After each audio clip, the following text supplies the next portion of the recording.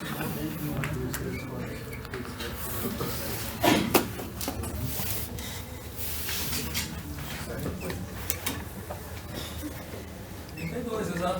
ninguém tá me mentindo, tá todo mundo respondendo por si próprio. De vez em quando eu dou umas enlouquecidas. Vamos trabalhar, gurizada? Bora. Vamos lá? Onde é que nós paramos lá passado? Dureza a gente viu ou não? Como que não? Não foi pra vocês que eu falei de dureza? Foi pra vocês que eu disse que a dureza estava lá? Já vimos. Só na real, se me enrolarem, é pior pra vocês, porque... Bom, dureza acabou então? Fadiga. Bom, prestem atenção na aula de hoje. Prestem atenção mesmo. Tá? Ela vem quente e é difícil. Que mais? Dureza eu coloquei lá porque eu acho que eu estou dando ela bem fraca. Já fadiga eu estou falando sobre ela. Fluência eu vou falar e choque eu vou falar. Então eu não vou colocar nenhuma matéria extra lá. Se alguém não entender, e principalmente para os que faltaram em aula, vamos buscar em algum lugar, porque vem. Tá?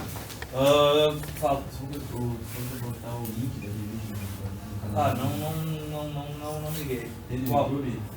É tudo YouTube, tudo que eu pego é A YouTube. gente pode colocar só o link. Me manda um e-mail que eu te mando o que pode botar lá, tá? Mas manda um e-mail perguntando, entendeu? Tá? Então se ligue na aula de hoje, o que mais que eu ia falar? Então esses três eu não vou colocar nada.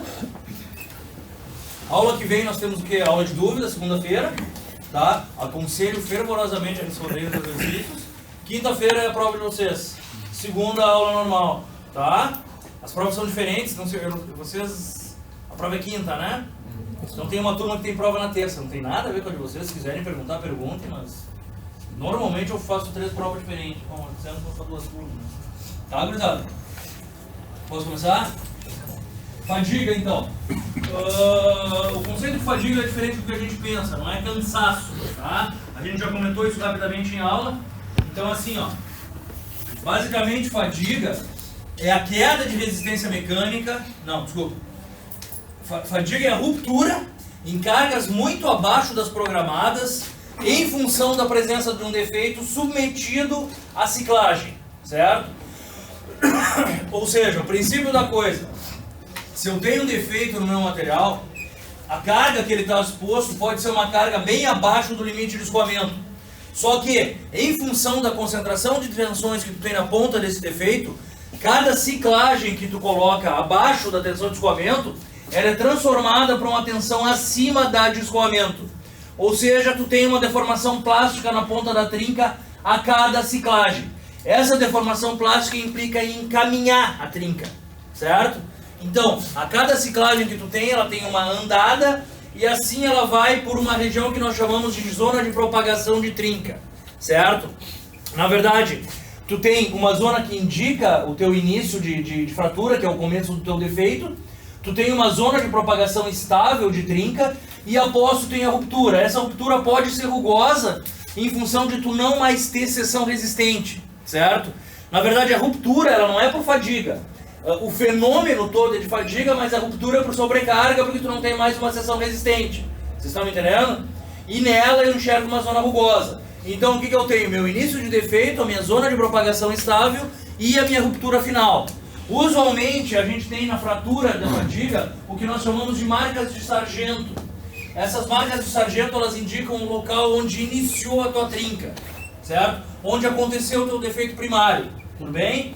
Logo depois nós temos o que nós chamamos de marcas de praia. Essas marcas de praia, por vezes, podem ser macroscópicas ou microscópicas. Tu só olhar com o microscópio de varredura. Mas a princípio, cada marca de praia indica uma ciclagem de carregamento que tu teve no teu componente. Tudo bem? Tudo. Então, na verdade, o processo de fadiga, ele se baseia em nucleação e propagação de trinca. Se ele se baseia em todo e qualquer fator que eu possa fazer para impedir a nucleação do defeito, aumenta a minha resistência à fadiga, certo? Então, basicamente, processos de endurecimento superficial também aumentam a minha resistência à fadiga, porque eu impeço que um defeito nucleie, certo? Então tem que estar claro que não é só propagação, é nucleação e propagação, certo? Tá bom. Que mais? Defeitos. Na verdade, os defeitos podem ser vários.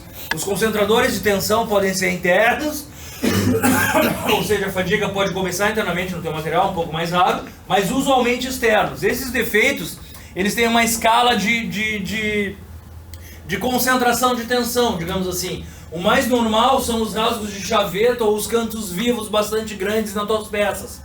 Esses implicam em grandes concentrações de tensão e normalmente qualquer projeto mecânico que tenha uma variação brusca de seção implica em fadiga se exposto a defeito cíclico. Por outro lado, defeito cíclico não a carregamento cíclico, tá? Por outro lado, alguns defeitos de fabricação que tu pode pensar que não são defeitos também podem nuclear. Por exemplo, tu usinar o teu material com uma ferramenta sem fio. Por exemplo, uma batida ou coisas que o valem também podem nuclear defeitos de fadiga. Tudo bem? Bom, basicamente, a curva de fadiga ela é do tipo SN. Esse S é de strength e o N é de quê? Número de ciclos, certo? Portanto, todo o teu material deve ter uma caracterização em relação à fadiga. Vocês vão ver, em termos de engenharia, talvez mais pra frente, que existe o conceito de mecânica da fratura, onde além de tu prever a vida em fadiga, tu também prevê o quanto teu componente pode andar até chegar numa propagação instável. Tá? Mas isso é outra coisa e outra matéria. A princípio, todos os materiais têm sua curva de fadiga, prevendo o possível aparecimento de um defeito, certo? Que não necessariamente existe ali. Então os caras podem pegar um eixo polido e botar para ciclar, tudo bem? Então eles vão te dar uma curva de fadiga do eixo polido. Por outro lado, eles podem pegar o mesmo material, do mesmo eixo, e fazer um acabamento superficial ruim, e botar para ciclar. Eu vou ter uma outra curva de fadiga, certo? Muito provavelmente, qual vai ser a diferença de uma para outra? Uma vai romper primeiro, certo? Mas basicamente as curvas são SN. S é carga e N é número de ciclos. A verdade, quanto maior a carga, o que menor deve ser? O número de ciclos. Bem como se sabe que para materiais metálicos normais existe o que nós chamamos de limite de fadiga. É isso? Não é esse conceito é esse. Limite de fadiga. O que vocês acham que é o limite de fadiga? Não importa mais o número de ciclos que der, a tensão continua constante. Como é que é? Não importa mais o número de ciclos que der, a tensão continua constante. Não entendi, a tensão continua constante, mas... Na verdade, o que nós chamamos de limite de fadiga, para materiais metálicos normais, ela é 10/7 ciclos, certo? Ou seja, se eu ciclar 10/7 vezes o meu material para uma dada tensão, e ele não romper, ele não rompe nunca mais, tá? Então isso é o dito limite de fadiga para os meus materiais. Por outro lado, se eu aumentar a tensão, certamente alguma hora ele vai romper. Tudo bem, pessoal? O tempo não. Não. Não, é bem assim. Importa o tempo que tu faz o ciclo, mas o ciclo não tá, mas o gráfico não tá, o tempo não está no ciclo. Porque o tempo não está no gráfico. Porque na verdade cada gráfico é característico para um dado ensaio de fadiga. Estão entendendo? Nesse ensaio de fadiga, quem eu levo em conta? Eu levo em conta a minha tensão média. Só que, seja como for, eu devo escrever em algum lugar que para essa tensão média eu estou trabalhando com uma frequência de tal. Então existe o que nós chamamos de frequência de alto ciclo, existe o que nós chamamos de frequência de baixo ciclo, como existe o que nós chamamos de frequência Falei frequência? Sim, pouco. Existe o que nós chamamos de fadiga de alto ciclo, fadiga de baixo ciclo, como existe o que nós chamamos de fadiga tração-tração, tração-compressão. Tudo isso deve ser levado em conta quando tu especifica a tua resistência à fadiga, entendeu? Mas o gráfico genérico, ele é carga, número de ciclos para aquela condição específica, tá me entendendo? Mas fica claro que a carga média influencia e que bem como a frequência de aplicação da carga deve influenciar. Uma fadiga de alto ciclo implica em quê? Implica em um tempo menor, normalmente. Porque ela está com uma alta ciclagem, tu tá me entendendo? Então tudo isso aí a gente vai ter que levar em conta. Não sou eu que dou aula de fadiga, vocês vão ter um outro professor para isso. Mas vocês têm que levar em conta que várias coisas são pesadas quando tu vê resistência à fadiga. Variação da carga, nível de tração, se mais ou menos, tensão média, tamanho do teu componente, acabamento superficial e tudo isso aí. Tá? De alto ciclo? Tá, deixa eu pensar. Eu acho que alto ciclo é uma diferença grande entre o valor da mínima e o valor da máxima. Entendeu? Que vai, por exemplo, de menos 10 a 500 ou algo assim. E uma fadiga de baixo ciclo é essa daqui. É isso, né? É. Uma fadiga de baixo ciclo é que tem uma pequena amplitude de carga. Na verdade, a fadiga de baixo ciclo implica em uma vida maior. Eu falei diferente antes ou não? Então, uma fadiga de baixo ciclo implica em uma vida maior. E uma fadiga de alto ciclo implica em uma vida menor. Certo? Por que aparece esse conceito? Porque tu pode ter um alto ciclo com uma determinada tensão média e um baixo ciclo com a mesma tensão média. Tá me entendendo? Sim ou não? Eu posso ir de 10 a 50 te dando uma média de 20. Entendeu? Como eu posso ir de menos 8 a 300 te dando a mesma média de 20. Tá me entendendo? Sei lá se o valor é esse, mas eu posso sair daqui até aqui com a média aqui, ou eu posso sair daqui até aqui com a média aqui. Tá? Então a de alto ciclo seria essa e a de baixo ciclo seria essa. Como? Não. Não, a tensão média é a tensão que tu coloca no teu gráfico. Tá? Então aquele teu gráfico ele é dado em função da tua tensão média de fadiga, que vai de tanto a tanto. Então tu pega o teu máximo, pega o teu mínimo, e ali é o que tu caracteriza no teu gráfico como a tua tensão de fadiga. Porque tu não só puxa, tu tá me entendendo? Tu pode, por exemplo, tipicamente um ensaio de fadiga ele é um ensaio de flexão rotativa. O que tu faz? Tu bota o teu corpo de prova aqui e tu entorta o teu eixo. E faz o quê? Girar. Hã? Não entendi. Não. Tu entorta o teu eixo e bota ele para girar. Esse é o princípio da coisa. Girando, como é que sai o ensaio? Como é que é o ensaio? Macenoide. Hã? Macenoide. Não, tudo bem, mas por que eu estou ensaiando em fadiga? O que eu estou fazendo ali? Na verdade, o que acontece? Eu entorto, é como se eu estivesse botando uma carga aqui. Vocês estão entendendo? Essa carga que entortou me dá a minha tensão média de fadiga. Na verdade, eu estou comprimindo a de cima e tracionando a de baixo. Certo? E logo depois, o que está acontecendo? Hã? Está invertendo, como eu estou girando, logo depois essa parte está tracionada e a de baixo comprimida. Vocês estão entendendo? E na verdade a carga que eu estou apertando passa a ser a tensão média que eu tenho ali. Então nesse ensaio de flexão rotativa, tipicamente eu tinha um ensaio de compressão-tração, fadigando o teu material. Tá? Esse valor médio de carga que eu plotado no gráfico. Tá, pessoal? Então, a gente diz que a maioria dos meus materiais em engenharia falham por fadiga. Por quê? Porque várias coisas podem originar isso. A gente não erra muito em projeto mecânico mais. A gente erra ou em tratamento térmico, contratando um barbeiro qualquer, ou sei lá, manda usinar mal, tem um defeito interno, eu não sei. Mas as falhas são muito mais por fadiga do que por projeto hoje em dia. Se fala muito que a barra de direção do Senna quebrou por causa desse fenômeno, que tinha... Porque tu imagina, um troço vibrando ali, se tu tem um concentrador de tensão qualquer, a coisa é multiplicada, tá, pessoal? Então, o que vocês têm que ter claro? Que basicamente a deformação na ponta da trinca ela é plástica, embora o teu carregamento seja do regime elástico. Entendeu, Gabriel? Tá? Então tu pode estar com uma carga dentro do teu regime elástico, mas pela multiplicação pela concentração de tensão, tu já está na ponta da trinca plastificando, certo? Então é isso que se tem. O que ele te fala então? É uma forma de falha que ocorre em estruturas submetidas a tensões dinâmicas e flutuantes. Tá? E esse carregamento não precisa ser tão perfeitinho assim. Tá? Eu posso ter aqui, depois outro, sei lá. Tá? Na verdade, o que eu vou ter então? Um tipo de fadiga aqui, outro aqui, outro aqui. Vocês estão entendendo? Mas todo o conjunto vai estar fadigando, queira ou não. A falha geralmente ocorre após ciclos de tensões repetidos em tensões inferiores às estáticas suportáveis. Lógico. Componentes onde ocorrem eixos, barras de ligação e tudo mais. Trinca na fadiga, então. Elas são iniciadas em pontos de concentração de tensão, que é o que ele chama de cantos, entalhes, inclusões e tudo mais, tá? E isso daí é a etapa de nucleação de defeito, tá?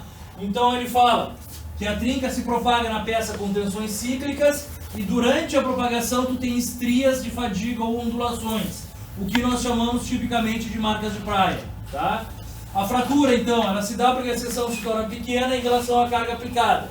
Como eu falei para vocês, tu pode ver isso microscopicamente ou até macroscopicamente.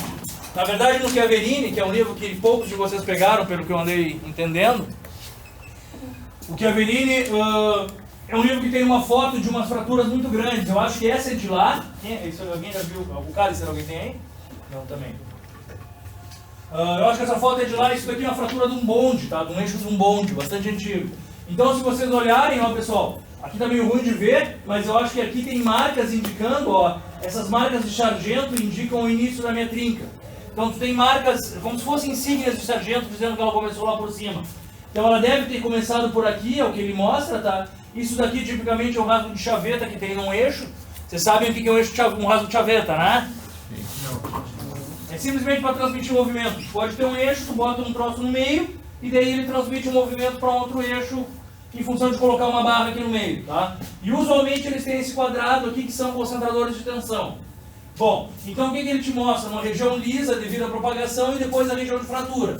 Mas na verdade, ó, tu tem todo um ponto de nucleação e se vocês olharem, ó, eu tenho marcas concêntricas indicando a propagação estável da minha fratura. Aqui não está muito legal, mas aqui a gente já consegue enxergar melhor. Isso daqui eu botei esse ano passado não tinha. Essas daqui são as marcas de praia que eu falo para vocês. Na verdade, quando a onda chega na praia, realmente a gente tem essas marcas indicando quando ela chegou. E a gente nota isso em fraturas, ó, pessoal. Isso daqui é uma fratura, ó, em que cada marca dessas indica um carregamento que se teve. Aqui uma outra fratura verdadeira de um eixo, me parece, ó, que a trinca nucleou aqui, especificamente na mudança de seção do eixo, ó. E começou a propagar com essas regiões concêntricas para fora, até que tu tem uma ruptura por falta de seção resistente mesmo, tá? Então, aqui ele te mostra marcas maiores, no anterior marcas grandes, e aqui vocês veem que isso aqui é uma escala microscópica, aqui eu tenho 10 microns só, tá? E, na verdade, cada estriazinha de fadigas dessa deve estar em torno de 1 ou 2 microns. Então, isso daqui foi uma fadiga de alta frequência, de uma frequência bastante alta, porque das estrias de fadiga tu só consegue enxergar em microscópio eletrônico de varredura, tá? Algumas outras tu enxerga em outros tipos não tão acurados assim. Então tá lá o esquema de nucleação, propagação estável e ruptura, tá, pessoal? Aqui ele mostra o que é o ensaio de flexão rotativa, que é o mais usado. Então basicamente tu tem um motor, um par flexível e tu coloca uma carga aqui girando o teu eixo, tá? Botando para baixo. Então esse valor de carga é o que vai estar exposto em termos de tensão média a cada fibra. Ora em tração, ora em compressão. Certo, pessoal? Então é o tipo de ensaio mais comum que se tem. Claro que hoje em dia, com o advento de máquinas novas, a gente pode mudar tudo isso aí e pegar o componente na forma que tu vai usar e botar para fadigar. Tá? Isso é bem normal. Eu já vi colegas fazendo prótese e tudo, o grande trabalho do doutorado dos caras era bolarem uma garra para prender a prótese para que tu garantisse um esforço constante de fadiga. Daí eles botavam nessas servo-hidráulicas que eu mostrei para vocês que fazem tração e o cara ficava lá fadigando prótese no formato de prótese. Ou fadigando sei lá o que no formato que vai ser usado. Tá? Cada dia mais isso aí tá em moda. Na verdade tem muita gente tirando doutorado em fadiga, porque é um fenômeno bem estudado. Tá? Na época da Varig, que a Varig era muito poderosa aqui no Rio Grande do Sul, vários colegas estudaram muita fadiga. Tá? Os caras estudam muito para fadigar por trem de pouso e coisa assim, né? Porque eles estão sempre tremendo em função do voo. E é isso, tá, pessoal? Então a gente fala que o ensaio para determinação, as tensões podem ser axiais, de flexão ou de torção, tá? E tu pode variar a tensão em termos de tensão contrária, repetida ou aleatória, tá? Então aqui ele te fala, te dá um exemplo em que a tua carga média está tanto em compressão quanto em tração, tá? Ele está indo de menos para mais, né? E aqui ele te mostra um outro exemplo onde tu está com uma menor carga de compressão e uma maior de tração, tá? Então tudo vai depender do formato e da maneira que tu traciona teu corpo de prova, tá? Os efeitos de cada um desse tipo de coisa vocês vão ver na disciplina de fadiga mesmo, tá? Vocês têm uma bem puxada sobre fadiga, eu acho. E isso daqui é tipicamente a minha curva de fadiga, tá? S de resistência e número de ciclos, tá, pessoal? Então, basicamente, o teu material metálico ele chega nos seus 10/7 ciclos e não rompe mais, certo? Enquanto que alguns outros materiais, por exemplo, alumínio e alguns outros materiais diferentes de aço, eles não apresentam esse limite tão característico, tá? Mas para aço, que é quem nos interessa, todo mundo adota essa lei. Chegou em 10 na 7, nunca mais vai romper. Tá, pessoal? O que mais? Então a gente fala que tu tem algumas regiões, né? Que é a fase de nucleação da trinca. Então, na verdade, tu vê a trinca nucleando, abrindo de alguma maneira ou de outra. Tá? Então o processo de fadiga, mesmo que tu tenha um componente totalmente liso, alguma hora vai nuclear algum defeito. Estão entendendo? Não sei aonde, não sei de que maneira, interno ou não. Usualmente nucleia numa parte que já tem um defeito. Mas se não tem nenhum, vai demorar mais. Beleza. Mas vai nuclear algum defeito. Então, depois da fase de nucleação, tu tem a fase de propagação estável, que é o que ele te chama de crescimento e deslizamento da fadiga, tá? Ele te diz que na fase 1, que é o início do crescimento dessa trinca, ela cresce muito rápido, tá? 1, 2, 3 e 4, né? Para só um pouquinho. Na fase 2, né? Perdão. Que é o início da propagação, que ela é muito lenta. Ele te dá algumas razões ali, mas a gente não se preocupa muito com isso. Que na fase 3 ela começa a crescer um pouco mais rápido, já no final. Por quê? Porque na verdade ali a tua mesma carga já está muito mais forte, vocês estão entendendo? Na verdade, o teu defeito vai andando e a tua carga aplicada ela é baixa, pelo tamanho da trinca. O teu defeito anda mais e para o mesmo carregamento tu passa a ter uma carga muito maior. Concorda? Concorda ou não? Por que tu tem uma carga muito maior? Porque a tua trinca já está mais aberta. Está concentrando mais tensão e já tem um tamanho maior. Vocês estão entendendo? A tua carga média continua igual. Eu continuo puxando com 10 kg, 10 kg, 10 kg. Só que quando a trinca está com 5 milímetros, 10 kg é menos do que quando a trinca está com 10 milímetros, por exemplo. Tá? Então, na verdade, ele está te mostrando que no início tu tem um crescimento lento, mesmo na zona de propagação estável, e no final tu tem um crescimento um pouco mais rápido com um carregamento maior, ou seja, com maior deformação plástica. Tudo bem? Então, em termos mais corretos, ele te fala que tu tem a zona de nucleação, duas zonas de propagação, duas maneiras de propagação, e a tua fratura, que é por sobrecarga direta. Tá, pessoal? Aqui ele te mostra quem são tipicamente os defeitos de nucleação, tá, pessoal? Que são esses cantos vivos. Então, em todo o projeto de engenharia, tu vê a tentativa de arredondar essas coisas, tá? Bem como entalhes, trincas, por vezes até um grão grosseiro pode nuclear uma trinca de fadiga, já é mais raro, tá? Bem um comentário bastante rápido de que o ambiente também pesa. Então existem muitas coisas que podem interagir, por exemplo, corrosão fadiga é algo que se vê. A tua fadiga é muito mais acentuada quando o teu processo corrosivo está ali dentro, tá? Então ele quer te salientar que a fadiga tem uma relação com o meio ambiente em que o cara está aplicado também, tá? Ambientes agressivos favorecem a nucleação e o crescimento da trinca por fadiga. Aqui ele só te fala que existe o que se chama de fadiga térmica, é um processo muito mais natural em materiais cerâmicos ou em materiais frágeis, e esse processo de fadiga térmica basicamente é a nucleação de uma trinca por dilatação e retorno ou diminuição de comprimento no material pelo efeito da temperatura, tá? Tudo bem, pessoal? Alguma dúvida?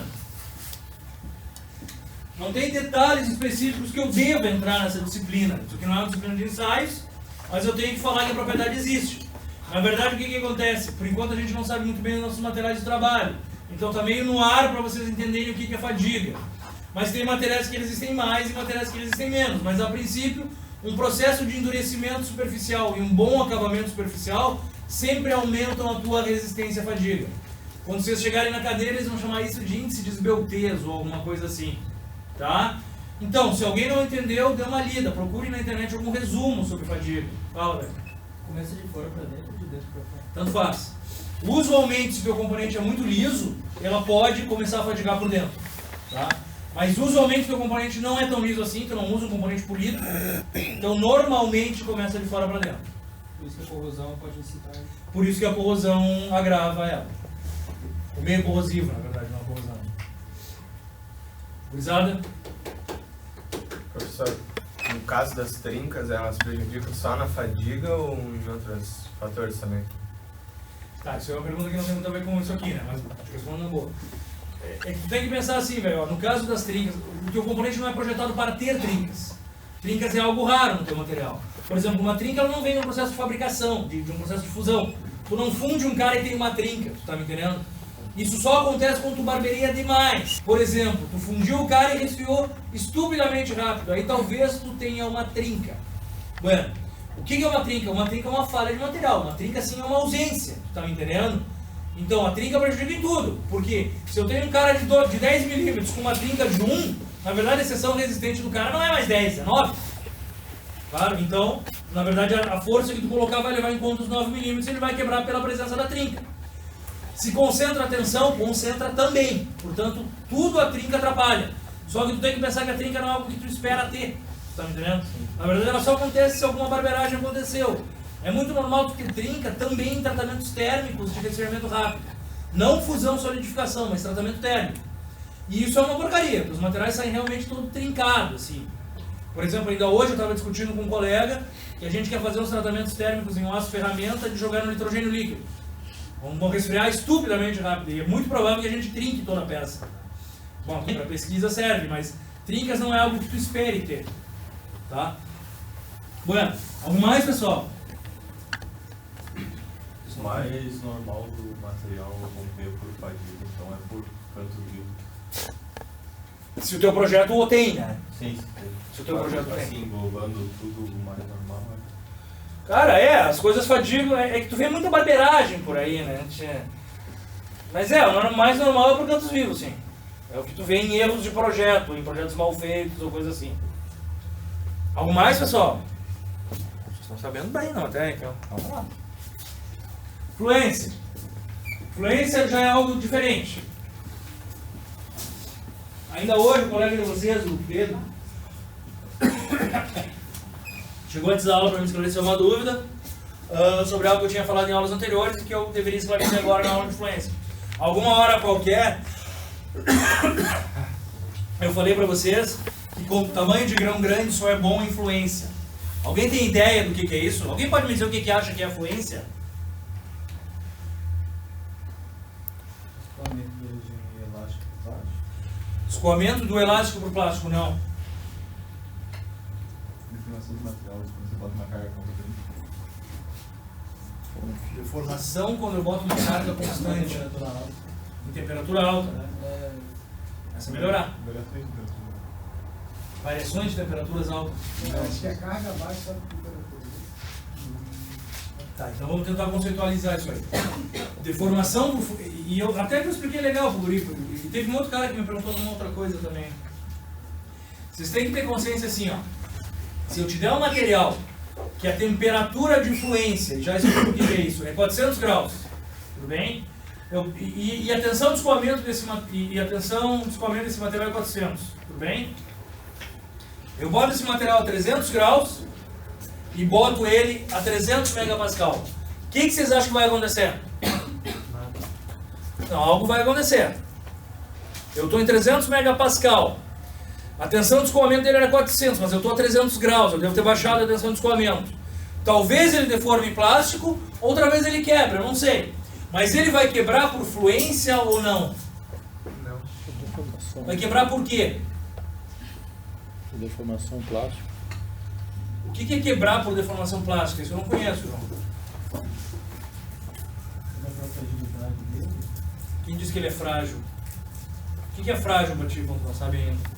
É só a área subgráfico. Não.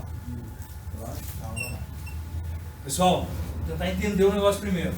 Se eu botar esse cara a 300 e a 300 graus, certamente a resistência dele não vai ser mais 400 megapascal, porque eu estou a 300 graus. Hã? Vai baixar. Então, na verdade, eu vou romper o cara por sobrecarga em alta temperatura. Na temperatura de 300 graus, eu vou estar botando uma carga maior do que aquele aguenta. Tudo bem? E como é que vai ser a ruptura desse cara? Esse cara vai esticar e vai romper. Tudo bem?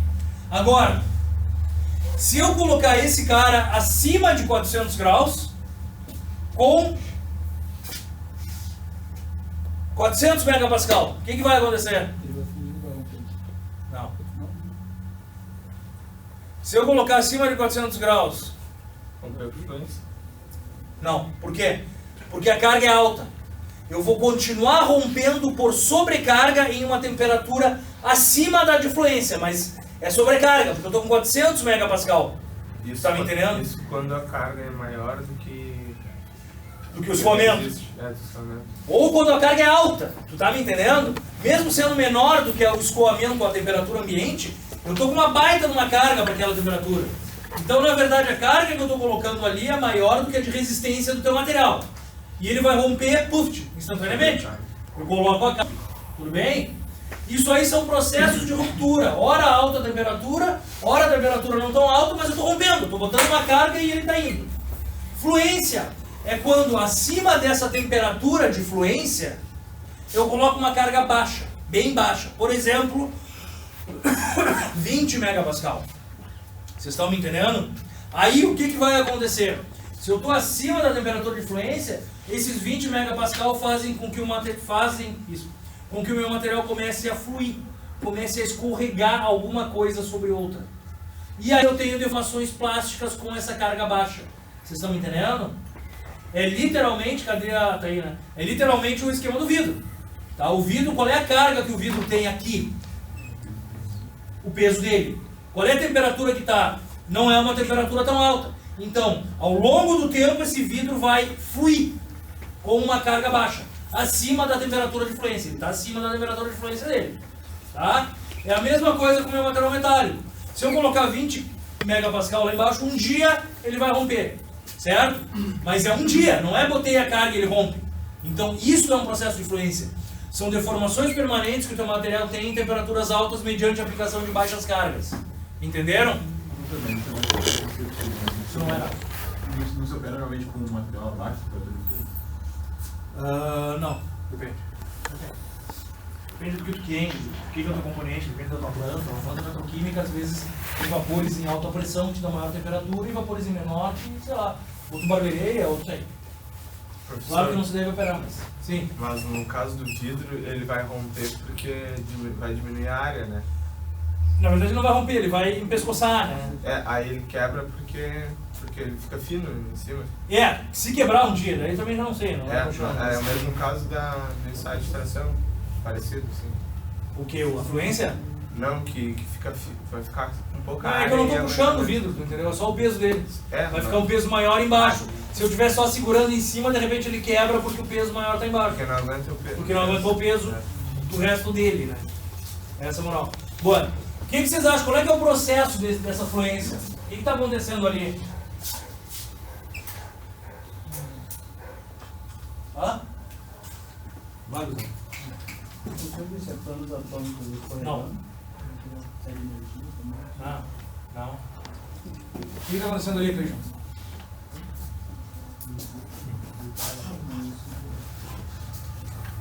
Vamos lá, pessoal. O que é fluir para vocês? O que é fluir para ti? Escorregar, concorda? Quem é que pode escorregar? Os grãos ou os planos. Já disse para ti que os planos não são só para os grãos. Por quê? Porque na verdade vocês pensam assim, ó. Se eu estou numa alta temperatura, aqueles grãos que estavam se tensionando deixam de estar tensionados, porque eu dei calor. Vocês concordam? Então eu não tenho mais um grão apertando o outro. Portanto, o que é mais fácil de escorregar? O grão, que é alguém que está ali sobrando, ou o meio do grão que tem suas ligações químicas? O grão, o contorno do grão. Vocês estão entendendo? Então, na verdade, a deformação por fluência é intergranular. Um grão escorrega sobre o outro. É por isso que o tamanho de grão grande é maior, é melhor ou pior para a fluência? Oi? Escorrega menos? Escorrega menos. Por que escorrega menos? Porque tem menos contorno de grão. É a área do contorno de grão. Tá? Então, um contorno de grão grande te dá uma área de contorno menor. Se tem uma área de contorno menor, menos escorregamento de contorno de grão. É o único caso onde o tamanho de grão grande influencia. Certo? Tudo bem? Todos entenderam ou não? Se alguém não entendeu, levante a mão, porque eu estou tocando. Curva do ensaio de fluência. Na verdade, quando tu pode pensar assim, ó, um ensaio típico. Vou lá, boto um prato, boto um forno ao redor do prato e boto uma barra. Boto um peso lá embaixo e aí o que vai acontecer? Esse cara vai estar submetido à fluência. Um pedaço de metal, vocês estão entendendo? E um peso aqui embaixo. Botei e eu estou puxando ele aqui. Com o forno na volta está acontecendo o meu típico ensaio de fluência. Isso aí vai levar 1, 2, 3 anos. Como é que é a curva? 1, 2, 3 anos não. 1, 2 meses, 3 meses, 6 meses, depende. Já vi ensaio de 2 anos. o polo de Triunfo fazia alguns ensaios em taxas muito lentas. Como é que tu acha que é uma curva de fluência? O que em função de quê? Temperatura em função da carga? Tempo. Não é normal. Não é normal tu ter uma carga possível. Geralmente até admito carga por temperatura, mas não temperatura por carga. Não é normal. Então carga por temperatura, é isso? Não. Porque Porque a carga não interessa muito. ela É interessa. baixo. O tempo interessa mais do que a carga. O tempo, Interessa mais que a carga. Então a me temperatura parece do lógico. tempo. Na verdade, o que acontece? Eu acabei de dar um exemplo como é que eu ensaio, né? Tu tem a tua barra, liga o forno e larga um peso ali dentro. Tu acha que vai mudando o peso ao longo do tempo? Não. Então cada gráfico é para uma carga, vocês estão entendendo? Então na verdade o que deve ser a tua curva de fluência? Oi? Deformação pelo tempo. Certo? Então, para aquela carga, o quanto o cara deforma, alonga, ao longo do tempo. Concordam ou não? Não, gráfico cada carga e cada temperatura. Claro. Temperatura Mas vai ser constante. constante. Tem que ser constante. Se tu variar a temperatura, morreu.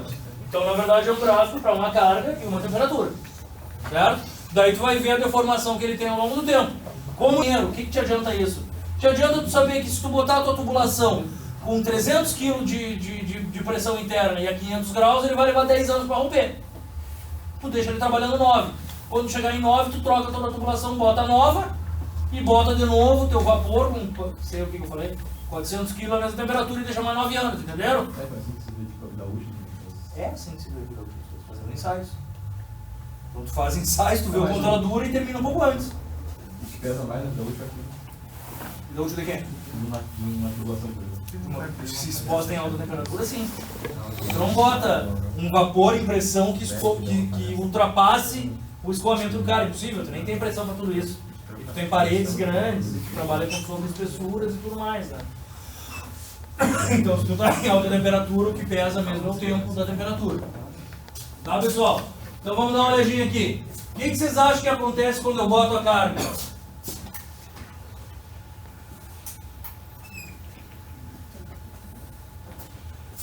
Ele está sem carregamento nenhum, certo? Então o teu primeiro estágio de fluência é quando tu bota a carga.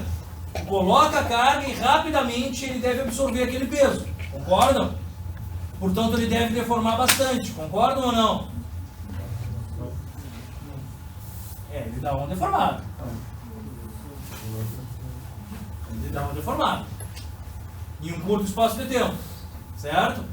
Então tu botou a carga e meio que em algum tempo pequeno ele aguenta essa carga e deforma o que tem que deformar em relação a ela. Tudo bem? Portanto, a minha taxa de crescimento de trinca, a minha taxa de deformação é grande ou é pequena no início da fluência? Grande. Ela é crescente ou é decrescente ao longo do tempo? Desculpa, eu perguntei uma coisa errada. O que eu perguntei a vocês? Eu perguntei se a taxa de fluência é grande ou é pequena no início do ensaio. Vocês me desculpem, porque uma taxa sempre é em relação ao tempo. Então, uma taxa sempre leva em conta algum tempo. Então, eu estou fazendo uma pergunta errada. Eu não posso te perguntar se a taxa no início é grande ou pequena. Na verdade, a quantidade de deformação no início do ensaio ela é grande.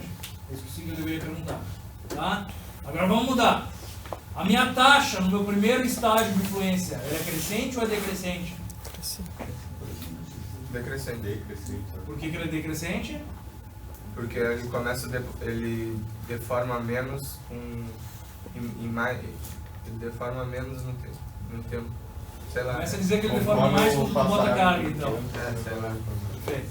Logo que tu bota a carga, ele deforma mais. Meio segundo depois que tu bota a carga, ele deforma menos. Certo? Então, ele tem uma taxa decrescente. Mas essa taxa decrescente é sempre maior do que quem? Do que a taxa do segundo estágio de fluência. Quem é o segundo estágio de fluência? É o estágio onde a trinca se acomoda. Então, esse tempo aqui ele tem que estar em quê? Pior é que esse tempo geralmente está em escala logarítmica. Ou seja, aqui 10 segundos e aqui 10 anos. sei lá o que. Tá? Mas na verdade o que a gente tem então? Um crescimento e um segundo estágio de fluência onde as deformações são constantes ao longo do tempo. Exatamente o que caracteriza a fluência. Tu bota uma carga baixa e ele vai cedendo. Entenderam? Até que tu começa no teu terceiro estágio de fluência. As tuas taxas de fluência no terceiro estágio são crescentes ou decrescentes? Crescentes. Agora tu começa a deformar mais rápido até quebrar. Tá?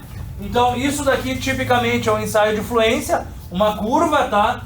E ele te mostra o que tu tem no teu estágio 1, 2 e 3. Então o 1 é a tua deformação inicial, o 2 é a tua taxa de fluência normal, constante ao longo do tempo, e o 3 é a tua ruptura, tá? O que ele te mostra agora? Mecanismo prevendo tudo isso aí, mas basicamente ele te diz que quanto menor o teu tamanho de grão, maior a tua resistência mecânica, porque tu tem menos grãos para escorregar. É isso? Tá certo ou não? Não? Então todo mundo entendeu, né? Quanto maior o tamanho de grão, menos contornos, maior a tua resistência à fluência, porque menos contornos escorregam. Tá? Bom, aqui ele explica tudo isso, maior área de contato e tudo mais. Aqui ele te dá 3 exemplos de materiais e te diz que o que mais resistiria seria o monocristalino. Tá? Isso aí é só... E aqui ele tem uma curva de fluência. Tudo bem? Essa curva aqui ela é extremamente importante.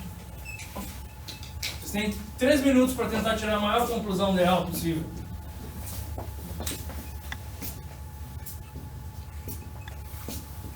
Se tu me tirar a conclusão certa, eu te dou 1 ponto na prova. Véio.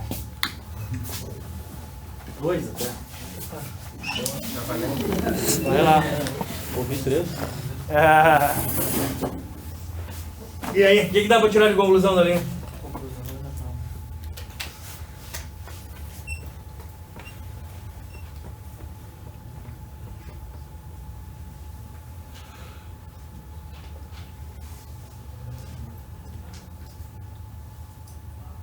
Acho que a primeira não sabe influência não. Tá me fazendo uma pergunta? Sim. Na verdade, o que ele está mostrando aqui, ó? Deformação tempo, né?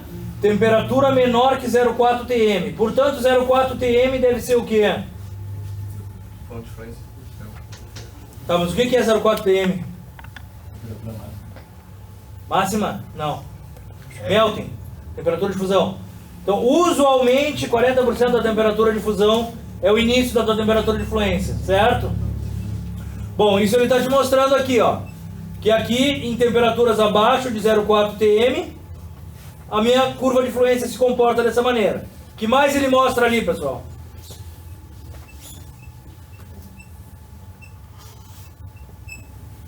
A temperatura mais rápida ele vai correr, né? Quanto maior a temperatura, Mais rápido ele vai correr. mais rápido ele vai romper. Sim. Menor elasticidade. Assim, que a temperatura influencia mais que a carga. Porque na primeira curva tem a temperatura maior, mas a carga é menor. Né? Bom, já passou os 3 minutos, então tá beleza. Muito bem, velho. É isso aí. A temperatura influencia muito mais do que a carga. Tá? Na verdade, vamos olhar agora então. Na verdade aqui, ó, ele está te botando esse gráfico, T3 maior que T2 maior que T1. Então aqui eu estou numa temperatura maior, numa temperatura menor, menor e menor, certo? E o que ele está te botando como sigma 1? Aqui, ó, eu estou em sigma 1 que é maior do que sigma 2. Então eu estou numa tensão alta e numa temperatura baixa, e o cara aguenta. Agora, eu estou numa tensão baixa e numa temperatura alta, e o cara aguenta o quê? Menos. Perfeito. Agora, eu estou numa temperatura mais alta e numa tensão mais baixa ainda. Portanto, o cara aguenta menos tempo ainda. Tá? Então, o que realmente pesa a influência é a temperatura que facilita o escorregamento de contorno de grão. Nem tanto a carga. Porque agora eu quero salientar de novo. Se eu estou numa temperatura de 0,4 TM, tudo bem? E saio meter carga, meter carga, meter carga. Eu estou em 0,4 TM, ele está levando todo esse tempo para romper. Como é que eu poderia fazer ele romper mais rápido? Então, temperatura. Mas se eu estou nessa temperatura, como é que eu poderia fazer ele aumentar mais rápido? Aumenta a carga, de repente eu começo a aumentar a carga e não muda muito. Aumento mais, como é que ele vai romper? Nada, é mesmo. Isso, ele vai romper por sobrecarga e não por fluência. Vocês estão me entendendo? Ele vai romper porque está com um carregamento muito grande pro cara. Por quê? Porque eu não estou numa temperatura suficiente para escorregar ao longo do tempo. Então é como ele disse, vai romper do nada, ou vai romper muito rápido, digamos assim. Não como deveria romper um ensaio de fluência. Então, pô, legal, vocês tiraram uma conclusão importante rápido. Então, na verdade, a temperatura me pesa muito mais do que a carga nesse tipo de coisa. Tá? Aí aparece um conceito, pessoal. Tem um conceito de temperatura equicoesiva. Na verdade, eles criam isso por quê? Porque tu não pode meter um 0,4, um 0,5, um 0,3 temperatura de fusão, porque isso varia com um monte de coisa. Por exemplo, se eu te der um determinado aço, com uma determinada composição química, e gerar um monte de partícula de segunda fase, por um tratamento térmico, sei lá, eu peguei esse aço que veio do líquido para o sólido, aqueci e gerei um monte de carboneto, um monte de partícula de segunda fase. Tudo bem? E essas partículas de segunda fase estão no contorno de grão.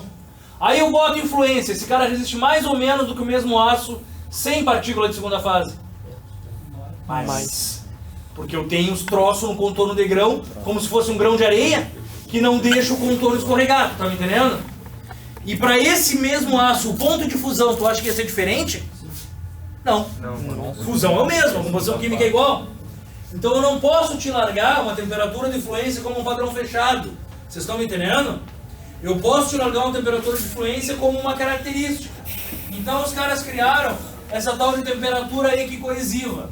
E a explicação que ele te dá ali, Júlia, é que abaixo da temperatura equicoesiva, tu diminui o tamanho de grão, puxa e aumenta a resistência. Tu diminui mais, puxa de novo e a resistência está maior ainda. Tá me entendendo?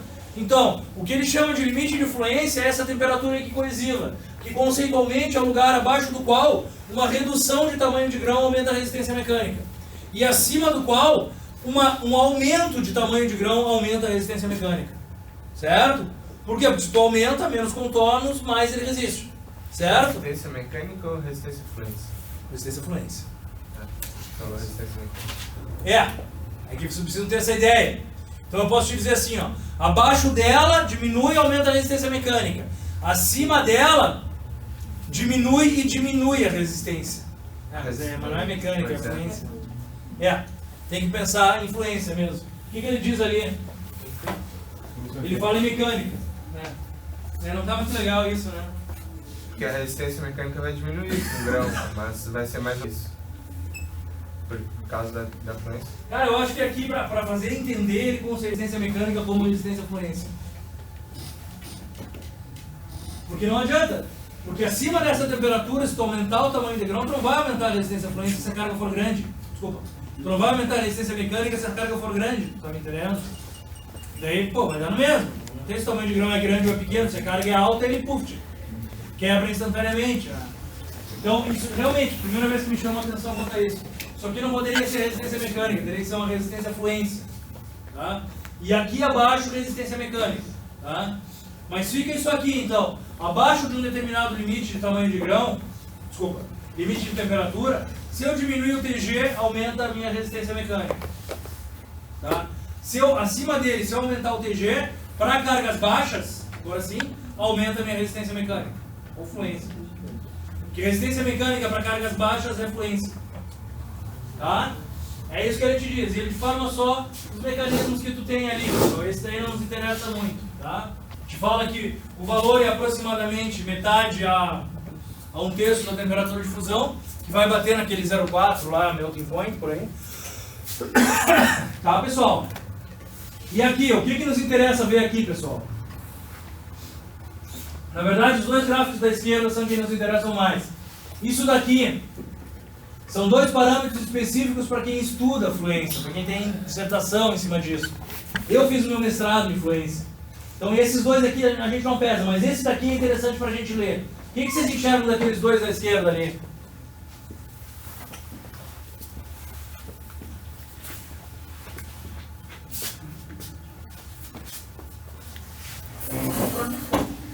Dê uma olhadinha no de cima, o que ele mostra.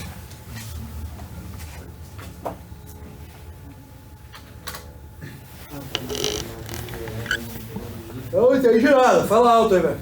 A vida de uma liga ferro-cromo-níquel em determinado Da mesma carga. a carga é diferente.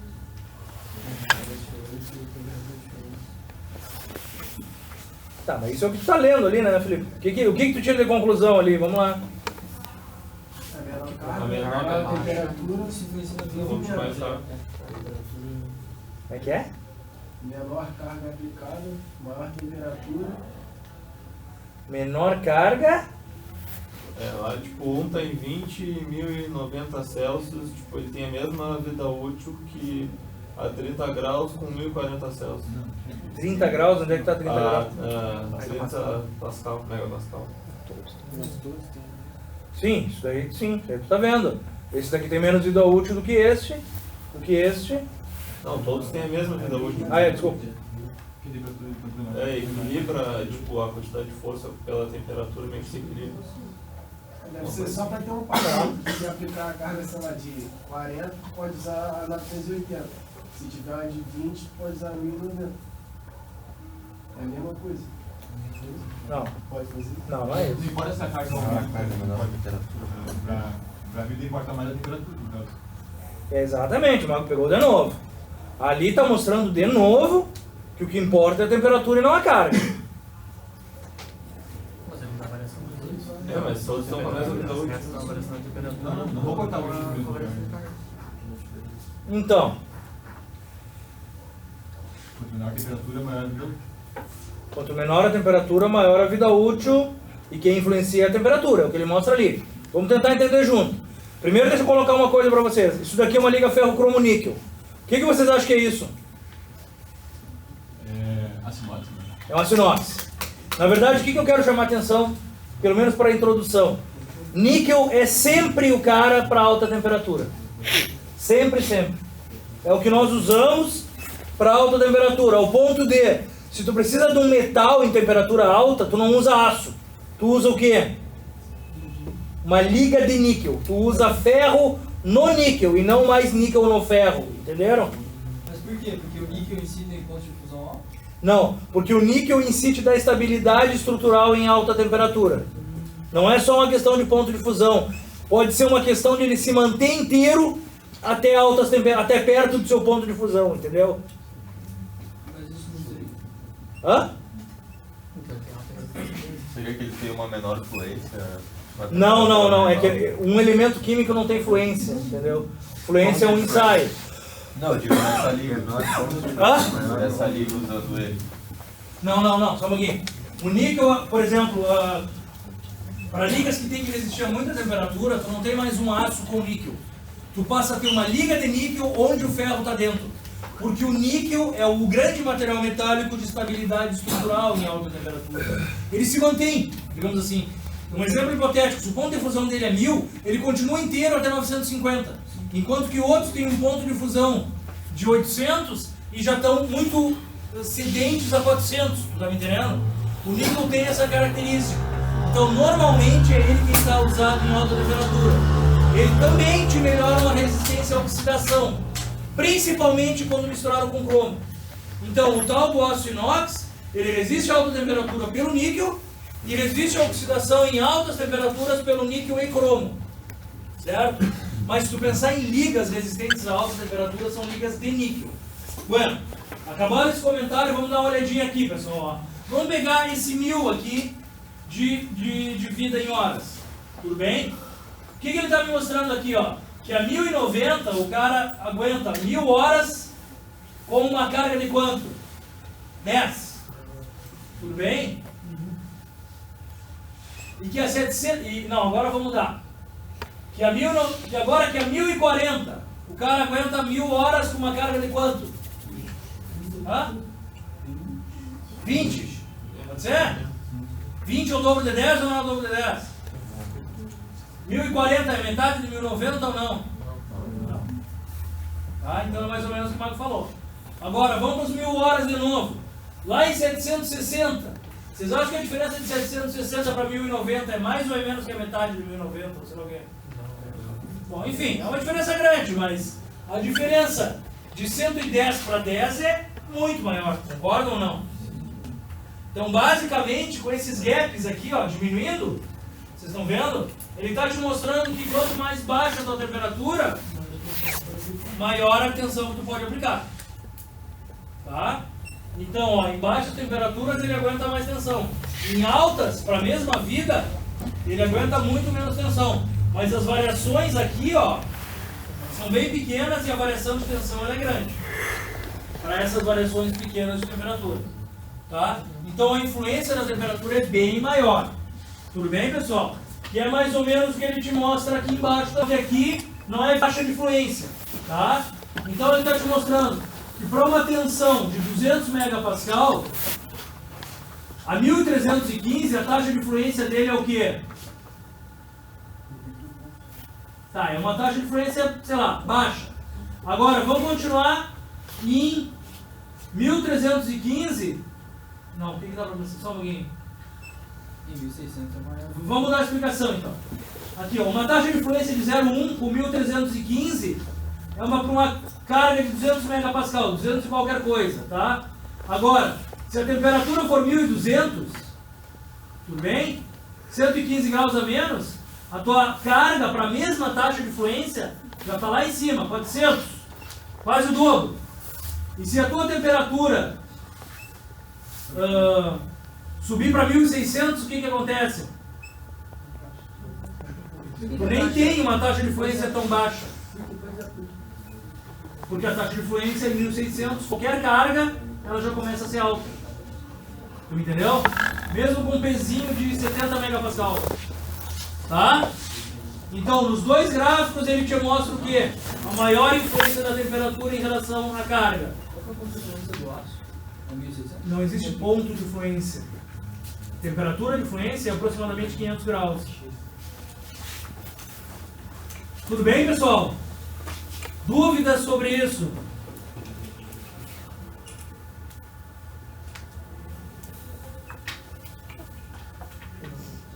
Ninguém? Impacto. Nosso último tópico antes da prova. Impacto é um pouco diferente. Na verdade, a única lei, quanto maior a dureza, menor o quê? Ao impacto. Isso sim é uma verdade. Tá? Não é verdade que quanto maior a resistência mecânica, menor a resistência ao impacto. Não. Por quê? Porque tu pode fazer um monte de coisa aí dentro. Se tu fizer trabalho a frio, tu não mexe tanto na resistência ao impacto e tu aumenta a resistência mecânica. Tá? Então não é tão verdade assim. Podem correr junto. Impacto. Dizem eles que é o teste que tu usa para medir a tenacidade. Por quê? Porque um material tenaz, a princípio, aguenta mais, absorve mais energia de impacto. Certo? Bom, existem dois tipos de ensaio, o Charpy e o Isode. Tá? No Charpy, o que os caras fazem? Você se lembra do martelo que caiu, a gente viu numa aula, né? No Charpy, eles botam um entalhe do lado oposto e batem deste lado. Por que vocês acham que tem um entalhe? Pra quebrar no entalhe. Para concentrar a tensão. Quem falou isso? Bom, que seja. Eu prefiro ela porque... Para concentrar a tensão. Basicamente, o que tu pensa assim, ó? Se o teu material for dúctil e tu não tiver um entalhe, quando tu bate, aonde ele quebra? Hã? Não sei. Ele pode quebrar em qualquer lugar ali dentro. Ele vai se preocupar com algum defeito ou com alguma coisa assim. Hã? Vai quebrar principalmente na onde você dá a porrada. Não. Não, porque de repente do lado tu tem um defeitinho que te pesa mais, ou sei lá o quê. Tá? Então a gente faz o entalhe para direcionar a quebra ali. Tudo bem? No material frágil não seria necessário. Então eu já julguei algumas teses em que os caras pegam um ferro fundido, que é um material muito frágil, e os caras nem entalhe fazem, porque é difícil cozinhar. Tá? Daí sim tu sabe que ele vai quebrar na batida. Em outros casos, basicamente tu tem que ter um entalhe. A diferença do Charpy para o Isode, nenhuma. Tá? No Isode ele é de pé, aqui, só isso e tu bate desse lado. No Charpy ele é deitado e tu bate desse. Tá? Nem se usa mais o Isode, nem vejo por aí. Então, princípio da coisa, diminuição de energia potencial quando o martelo desce e cai. Tudo bem? Tudo. Por que que eu não é um ensaio quantitativo? Porque basicamente a quantidade de óleo da máquina pode pesar, a temperatura do dia pode pesar, a ponta do teu martelo pode pesar, sei lá, um monte de coisa pode influir no teu ensaio. E os teus valores, as tuas variações de energia de impacto são pequenas. Então um monte de coisa pesa, então não dá para dizer que ele tem uma energia Sharpie. Vocês estão entendendo? Posso usar a energia Sharpie que eu medi para comparar uma coisa com outra. Mas não para publicar e dizer, a energia Sharpie desse material é tanto. Isso não existe. Mas eu posso, no mesmo dia, pegar 3 materiais e quebrar. Aí eu comparo os 3 em termos de energia Sharpie. Tudo bem? Tá bom. Bom, o que a gente sabe então? Vamos tentar descobrir antes de eu mostrar. Que a princípio, materiais dúteis, eles absorvem mais ou menos energia do martelo. Mais. Todos concordam? Materiais frágeis absorvem menos. Concordam? Tá bom. Se eu te der um material dútil e começar a baixar a temperatura desse material dútil, como é que ele deve ficar em relação ao impacto? Mais frágil. Mais frágil. Isso vocês têm que entender. Certo? A diminuição da temperatura pesa no ensaio de impacto. Por quê? Porque a rigor, o que é resistir ao impacto? É basicamente o teu material deformar, vocês estão entendendo? É um plano cristalino escorregar em relação ao outro. E ele só deforma, ele pode deformar. Se eu congelei o cara, ele pode deformar ou não? Não. É, mais ou menos por aí. Tá? Então o que a gente tem? O meu gráfico de impacto, ele deve ser o quê?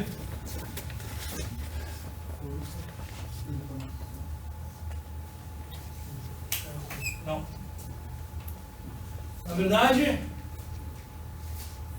meu gráfico de impacto é aquilo ali, ó. Energia absorvida por que a temperatura? Vai influenciar no... Porque eu posso te dar o mesmo material dútil a 23 graus e ele tem uma resistência. E o mesmo material dútil a 4 graus e completamente baixo. Certo? Então, uma das coisas que mais nos preocupam em impacto é o quê? Temperatura. Sim, mas que a gente chama de temperatura de transição. Tudo bem? Quando o material deixa de estar dútil e passa a estar num regime extremamente frágil. Certo? Então, isso a gente quer saber. Temperatura de transição. Vamos pensar. Um material de grão grande tem uma alta ou uma baixa temperatura de transição? Vamos mudar. O que tu quer? Que o teu material tenha uma alta ou uma baixa temperatura de transição? Uma alta. Mas vamos pensar assim, ó. Se o teu material tem uma alta temperatura de transição, tu quer dizer que eu estou com ele a 50. Quando eu chego em 20, ele vira o quê? Frágil. Agora, eu estou com ele a 50. Quando eu chego em 10, ele vira frágil. Tu prefere o que vira frágil em 20? Em 10. Então, na verdade, o que tu quer é uma baixa temperatura de transição. Para que tu possa usá-lo sem fragilidade em temperaturas normais. Tu tá me entendendo? Na verdade, o que a gente quer é que a temperatura de transição bata lá em 4, 5 graus negativos. Tudo bem? Se fala muito que o Titanic quebrou por causa disso. Não foi uma ruptura tão catastrófica assim a do Titanic. Mas houve sim um problema com o material dele. E quando ele bateu no iceberg, a propagação foi muito rápida. Ele não deformou. Porque era uma baita numa parede, né? Então, além da fragilidade pela temperatura, parece que tinha uma quantidade muito grande de fósforo em contorno de grão do Titanic. E sujou bastante e o negócio detonou, tá? Mas para vocês terem uma ideia, onde é que tá a foto? Isso daqui, ó, são materiais expostos a baixa temperatura. Desculpa. A baixa temperatura, isso aqui é uma foto de Callister. E parece que teve uma série bastante grande desses navios que quebraram. De largo a largo, assim, em função da fragilidade pela baixa temperatura, tá? Bom, vamos de novo então. Eu quero uma baixa temperatura de transição. Tudo bem? Bom, quem deve necessariamente baixar minha temperatura de transição?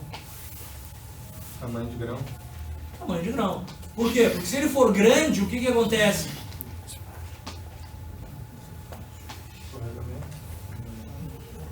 Se Se ele for grande, fica mais fácil quebrar ele ao meio com a batida. Tu tá entendendo? Então o material com tamanho de grão grande, na verdade, o que ele faz? Leva a tua temperatura de transição para a direita. Mais cedo ele fica frágil. Tá me entendendo? Se o tamanho de grão é pequeno, mais tarde ele fica frágil. Tá me entendendo? Por outro lado... Mas eu não entendo muito a relação com a temperatura de poder quebrar ele ao meio com a diminuição. Porque fica mais fácil quebrar ele ao meio. Se o tamanho de grão é grande, fica fácil quebrar ele ao meio. Certo? Sim, mas isso aí eu até tinha pensado, mas pela distribuição do impacto, né? Segura aí. Se o tamanho de grão é grande, tu bate, e o teu material é dútil, tu bate com 10 e quebra ele ao meio. Tudo bem? Se o tamanho de grão é pequeno e o teu material é dútil, tu bate ele com 20 para poder pensar em quebrar ele ao meio. Agora, se tu baixar a temperatura dos dois, esse material que tu batia com 20, de repente tu vai continuar batendo com 20 e não vai quebrar. Porque o tamanho de grão é pequeno. Desculpa. De repente tu vai baixar a temperatura e continuar batendo com 20 a 4 graus e ele não vai quebrar. Enquanto que o outro de tamanho de grão grosseiro, tu quebrava ele com 10 e uma pequena variação na temperatura facilita mais ainda a quebra. Tu tá me entendendo?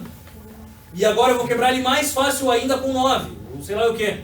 Então tudo que ele quer te dizer com isso é que o tamanho de grão é grande e eu passar de 20 para 19, perigo ele está muito frágil. Tá? Agora se o tamanho de grão é pequeno e eu passar de 20 para 19, ele deve continuar aguentando um pouco. Não, isso aí eu entendi, só não entendi por que acontece isso aí, pelo tamanho, a relação. Pela facilidade de quebra. Se ele é grande, fica mais fácil da temperatura congelar todas as ligações. Tá entendendo? Se ele é pequeno, a temperatura não congela todas as ligações porque sempre tem um contorno de grão no meio para vencer. Tem mais controle de grão. Claro, tem mais contorno de grão. Tá? É mais ou menos esse o princípio da coisa. O que mais a gente tem que pensar? Que além de eu querer que a minha temperatura seja baixa, eu devo me preocupar com a faixa de temperatura de transição. Tá? Na verdade, o que eu quero dizer para vocês? Materiais com alta dutilidade, eles vêm normalmente numa alta energia de impacto e rapidamente caem para a sua baixa energia de impacto. Certo? Isso é interessante porque tu tipifica bem a energia de impacto. Já materiais que não são tão dúteis assim, eles vêm com uma baixa energia de impacto e demoram muito para cair para a sua mais baixa energia de impacto. Portanto, a temperatura de transição não é é uma faixa. Estão me entendendo? Eu vou mostrar, talvez vocês entendam melhor. Vamos lá. Pessoal, aqui ó, isso daqui são as fraturas de materiais frágeis. Tá? Então, o que é isso aqui ó, isso branco? Entalhe. Tá? Então, eu garanto que a trinca começa aqui e vocês veem que eu tenho pouca deformação aqui do lado. Então o material quebrou em duas metades. Os materiais úteis não chegam nem a quebrar, como aquele ali, ó. Tá? O martelo passa e não quebra ele como um todo. Deforma, se abre e o martelo passa para o lado de lá, como esses daqui. Tá? Então, tipicamente, tu vê deformações na fratura. Tá? Daí a gente fala na temperatura de transição. Ela é típica dos cúbicos de corpo centrado. Por quê? Porque os cúbicos de face centrada, os planos, eles são mais densos. Portanto, mesmo baixando a temperatura, eu não congelo os planos. Eu não consigo impedir que eles escorreguem. Porque os planos são mais densos e têm maior facilidade de escorregar. Então, o que a gente sabe? Que materiais cúbicos de corpo centrado não fragilizam. Não, desculpa. De face centrada não fragilizam. E os cúbicos de corpo centrado, sim. Portanto, no tanque de nitrogênio líquido, velho, aqui do lado, quem eu uso? Aço ou não? Aço ou alumínio? Por quê?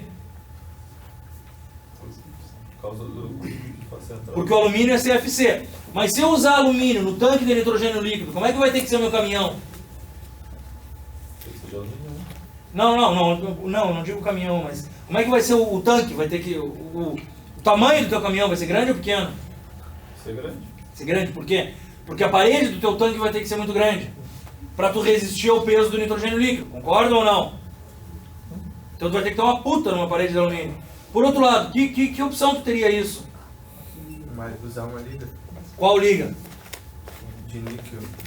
Tudo bem. Na verdade, o que tu pode fazer? Usar aço e dentro desse aço tu botar o quê? Revestimento de alumínio. Não, porque a temperatura passa. Não, pô, pior ainda. Usar um aço e dentro, mas dentro do aço tu botar níquel. O que o níquel faz? Não, foi isso que eu pensei, né? É que eu disse liga de níquel, né? É. Liga, faz liga, né? O níquel faz o quê? Estabiliza a austenita a temperatura ambiente. Portanto, esse aço vai ser como? Hã? CFC. Então eu vou ter um cara com uma parede menor, porque é de aço, CFC que não vai fragilizar. Porque se fragilizasse, o que eu quero dizer com fragilizar? O que vocês acham que eu quero falar com isso? Na verdade o caminhão está passando e tem um buraco na rua. O que ia acontecer? Ia quebrar. E é isso que eu falo de fragilidade mesmo. Tá? Então, na verdade, se sabe que os CFCs não fragilizam. Por isso que tubulação, antigamente era de quê? Era de ferro fundido, mas tinha problema. Eu leio, de vez em quando eu leio. Eu estava lendo a Agatha Christie, é bem interessante. E a mulher falando da filha dela, no livro, ela criticando a filha dela, que a filha dela não sabia que quando o frio era grande demais, os canos congelavam e perigava elas ficarem 2, 3 meses sem água. E os canos congelavam e quebravam. Exatamente por fragilizarem naquelas regiões de temperatura baixa. Claro que hoje em dia tu começa a botar cano de cobre ou colocar cano de alumínio, ou sei lá o que. Se vocês olharem nos ar-condicionados de vocês, o que são os canos? Cobre ou alumínio. Alumínio é indiada, né, pessoal? Os caras, na verdade, eles botam alumínio e fazem as... Flange. Hã? Flange. Os engatezinhos de cobre. Não dá, isso aí dá corrosão. Caô, mas tudo bem. Então, a gente sabe que o CFC não fragiliza, tá, pessoal? Então, o que ele está te mostrando aqui, ó? Primeiro, que o material de grão fino simplesmente rebate a tua curva para lá. Então, a tua temperatura de transição aqui é menos 23 graus e aqui 5 graus, tá? Bom, na verdade, na época do Titanic, os caras não dominavam tanto tratamentos térmicos a ponto de reduzir o tamanho de grão de chapa grande. Tem isso. Tem todo um esquema de tamanho de empresa para fazer essas coisas, tá? Bom, e aqui tipicamente o que ele te mostra? Um gráfico, um impacto, onde tu vê o teu CFC claramente sem reduzir, tá? O teu CCC caindo, e esse material de baixo quem é? Como assim liga? Não pode falar só isso, é uma liga com resistência mecânica elevada, ele nem fala que é aço. Ele está só te dizendo que é alguém duro, certo?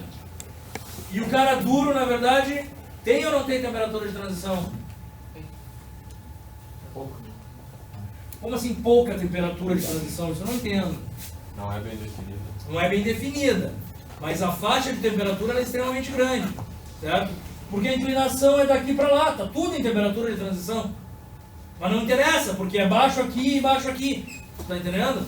Então a gente sabe direto que se o cara é de alta resistência mecânica, eu não vou usar impacto nunca, nem em alta temperatura, nem em baixa, nunca, tá? Já o que a gente tem que saber é que os caras dúteis perigam ficar frágeis a baixas temperaturas, tá, pessoal? O que ele te mostra aqui, ó? Aqui tipicamente é de aço. Ali embaixo quem eu tenho, pessoal? 1060. O que é o BCC?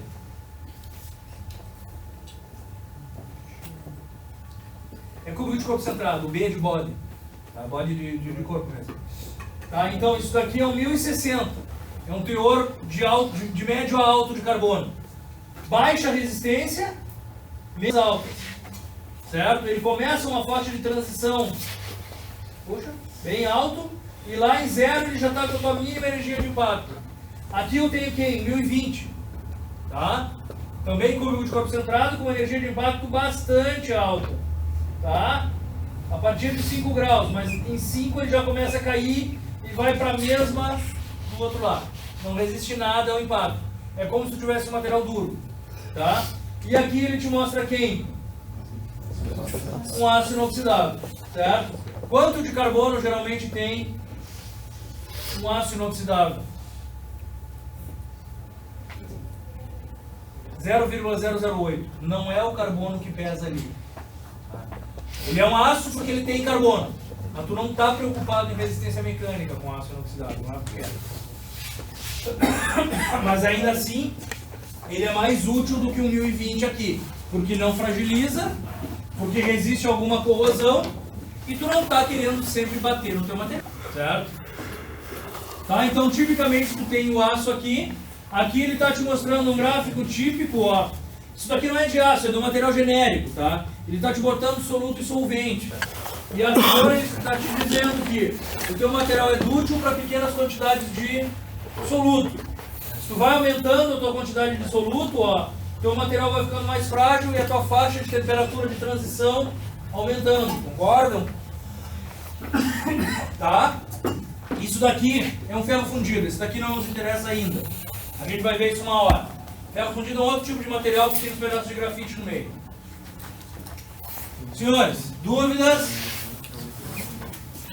Segunda-feira. Bom, então segunda-feira que vem a gente tem uma aula para esclarecer dúvidas. Aconselho vocês a darem uma lida naquelas listas lá, né? Pessoal, só uma pergunta. Eu estou pensando em ano que vem dar uma trocada nisso. Vocês não acharam muita informação para P1? Sim. Não, eu pensei em botar só cristalografia na P1, mas depois vai pesar mais a P2, entendeu? Então vai ter 2 ou 3 provas pesadas. 2 provas pesadas. Ou faz 2 provas. 2 avaliações, né? Como? 2 avaliações. 2 provas. Então, só ela em 2 provas é pouco. Não, 2 avaliações. Faz 2 P1. 2 P1. 2 P1. Uma para a primeira parte e outra para a segunda parte. Ah, não. Aí dá muito trabalho. 4 provas, tem essa. Faz um trabalho, professor. Não, mas eu acho que, de repente, se eu ficasse só em cristalografia, a cristalografia seria mais difícil. Eu pediria coisas mais pesadas de cristalografia. Já tem, né? Mas, bom, tá, no geral estão achando muita matéria, né? Mas é que sempre foi assim, viu, pessoal? Faz 5 anos que eu estou aqui na FURG e faz 5 anos que a matéria é essa. Tá bom, padrão. Tá, gurizada? Falou então? 5 anos, gurizada rodando. Ah, a sala da prova de vocês. Anotem, não vou avisar mais. É 1204. Você liga que é isso? É maior que essa? Acho que é o mesmo tamanho. Só esqueci de avisar algumas coisas. Eu posso avisar lá que vem, mas... Boné não vai rolar na minha prova. Óculos de sombra não vai rolar. Sabe, eu tive cara que veio com cola e óculos de sombra, velho. Para aí. Se engane. Tá? Assim, ó. Calculadora sem ser programável. Celular nem pensar. Se eu pegar alguém realmente, eu vou tirar a prova do cara. Tá, galera? As mochilas vão ficar aqui na frente. Tá? O número da minha conta vai estar lá na hora.